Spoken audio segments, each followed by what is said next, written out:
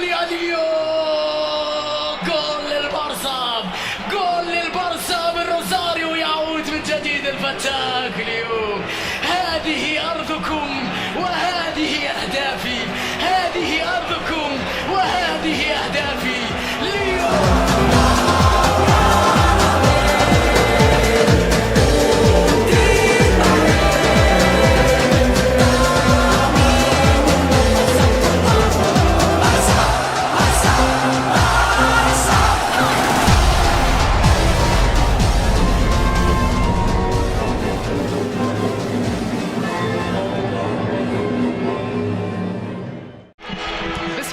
الرحيم. سيداتي انساتي سادتي احبائي في كل مكان، السلام عليكم ورحمه الله وبركاته، وطابت اوقاتكم بكل خير. مرحبا بكم معنا في هذا اليوم الكبير والكبير جدا، وربما يكون ايضا الحاسم على مستوى الليغا الاسبانيه. ماهر الليغا سيدفع هذه الليله الكبيره، اما فرصه يستغلها برشلونه في اعاده الامل واستعاده اشياء كثيره، واما ان يفوز ريال مدريد ليصعد عتبة كبيرة مهمة جدا من أجل استعادة الليغا التي تبتعد عن عرين النادي الملكي منذ أكثر من 4 مواسم.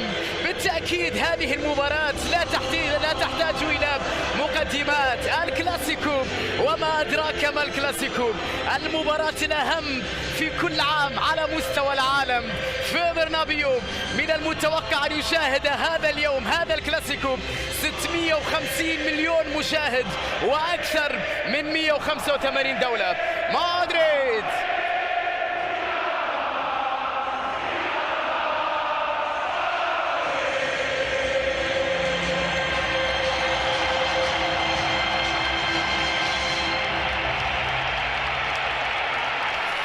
هكذا استقبلت جماهير سانتياغو برنابيو فريقها الملكي قبل مباراة برشلونة المهمة جدا في الجولة 33 من الليغا الإسبانية. وبطبيعة الحال الكل ينتظر معنا هذه المباراة المهمة جدا، نكون أو لا نكون بالنسبة للضيوف برشلونة الذي يبتعد 3 نقاط عن ريال مدريد المتصدر والذي يملك أوراق كبيرة من هذا النوع. راموس يغير اتجاه اللاعب لكارفاخال على جهة اليمين، كرة خطيرة لرونالدو.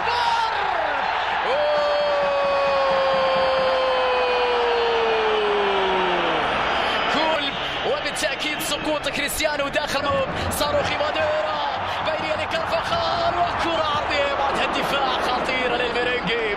برشلونة تحت الضغط، مرتدة سريعة خطيرة لريال مدريد بين رونالدو كريستيانو في مكان خطير، وكرة رياضية عالية من جانب راموس.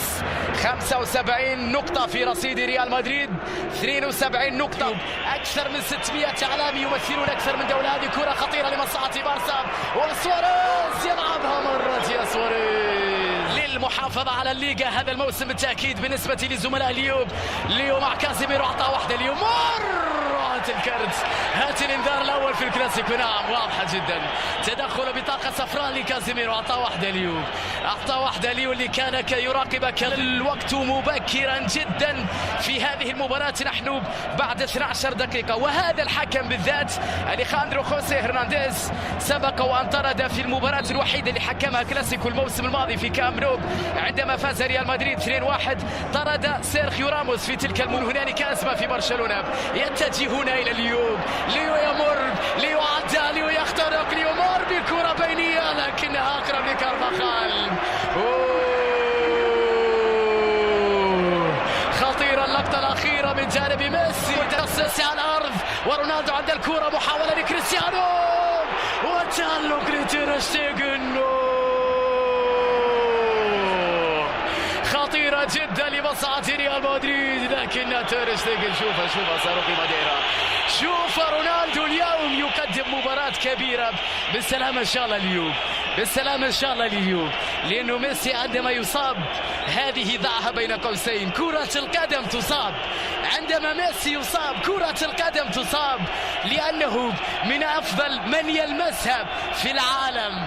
ميسي يتعرض لإصابة بعد تدخل من جانب مارسيلو، وبعد ذلك استمرت هجمة ضيعها كريستيانو رونالدو مع تألق كبير جدا لتير شتيغن في ردة فعل ممتازة أمام كرة النجم البرتغالي. إصابة لليونيل ميسي، بيل خلف المدافعين وكرة، ويبدو أنه على ما يرام لاستكمال هذه المباراة. وسط الملعب ميسي ضغط عالي بجانب كازيميرو، ميسي يحافظ على كورته، ميسي يلعب الكرة على جهة استقبال أول كرة عرضية داخل منطقة الجزاء وكرة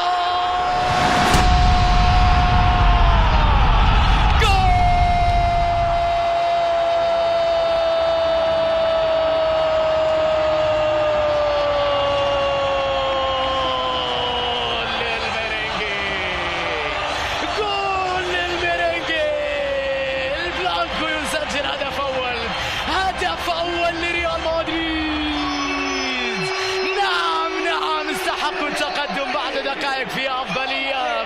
كرة في منتهى الروعة من جانب مارسيلو لراموس اللي كان بعيد عن الرقابة، وفي الأخير شوف اللمسة من مارسيلو. هل كان في تسلل؟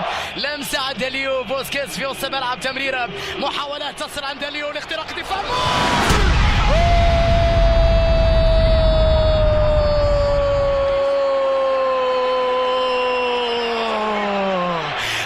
التعادل يا ليو، جول للبارسا، جول للبارسا بالروزاريو، يعود من جديد الفتاك ليو.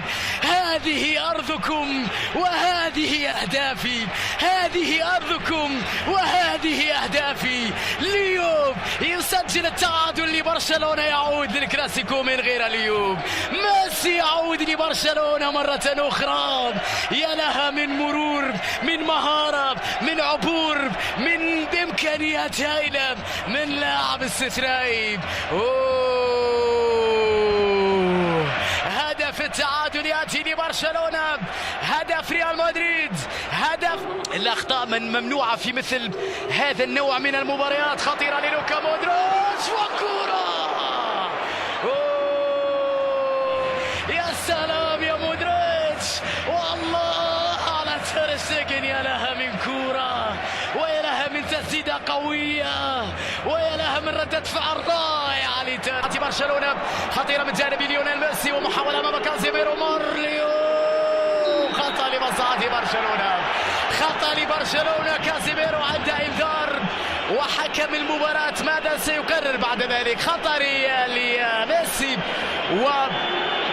بدون إخراج بإنذار ثاني لبرشلونة. الهدف الأول لريال مدريد، وكانت الكثير من الالتحامات والتدخلات واللقطات، وبالتأكيد في الموعد المهم جدا في الليغا الإسبانية، الكلاسيكو الذي انتهى شوطه، وبكيف في اللحظة الأخيرة كادت أن تأتي هدف النيران الصديقة. يعتلي، يلعب كرة لتوني كروس، وكرة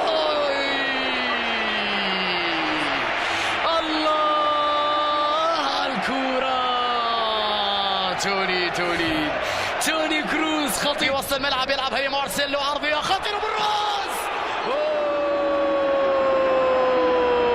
مع كارفاخال بين راكيتيتش، خطيرة لكسر، وخلص نافاس في آخر لحظة. يا لها من كرة، يا لها من فرصة، وكرة كانت قريبة جدا من البارسا لولا كان نافاس. عودة لإنيستا، علامة هجوم، كرة تلعب من جانب راكيتيتش، عرضية بالراس وكيلور، ويوم الحراس.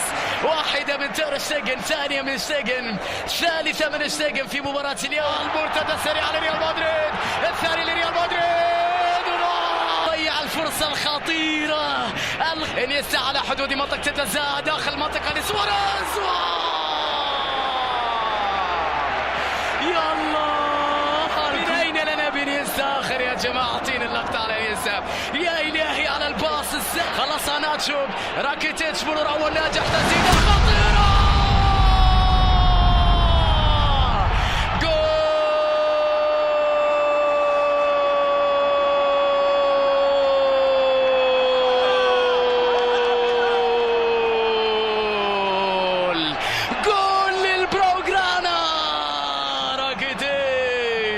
راكيتيتش لبرشلونة، ضربة رائعة من خارج منطقة الجزاء. البلاوغرانا في البرنابيو يتقدم 2-1. إيفان راكيتيتش ابن الكروات، ومن لا يسجل الأهداف يقبلها في مرماه يا مدريد. الثاني لبرشلونة، الثاني لإيفان، الضربة من راكيتيتش. ميسي ومودريتش، وهذا راموس، خطأ على راموس، وين ضرب، خطأ على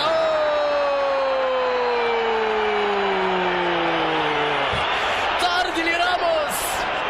التاريخ يعيد نفسه. حكم المباراة أليخاندرو هرنانديز مرة ثانية على التوالي يحكم الكلاسيكو، مرة ثانية على التوالي يطرد راموس بعد اندفاع متهور أمام ميسي، وردة فعل مشجعين على قرار الحكم. الطرد المباشر لراموس اللي اندفع على ميسي.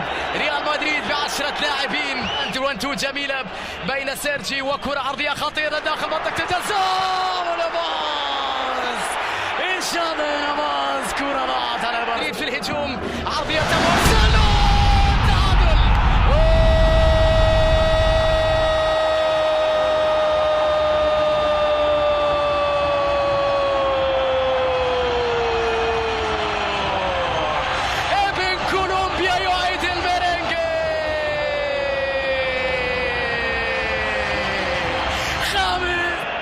كوبا ديل ري ممتازة من سيرجي في وسط الملعب، مرتدة سريعة لبرشلونة خطيرة.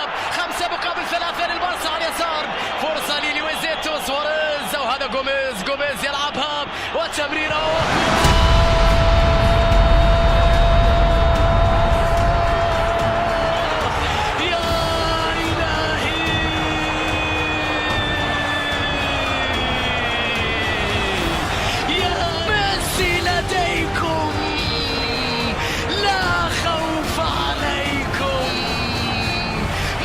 لديكم لا خوف عليكم يا بارسا.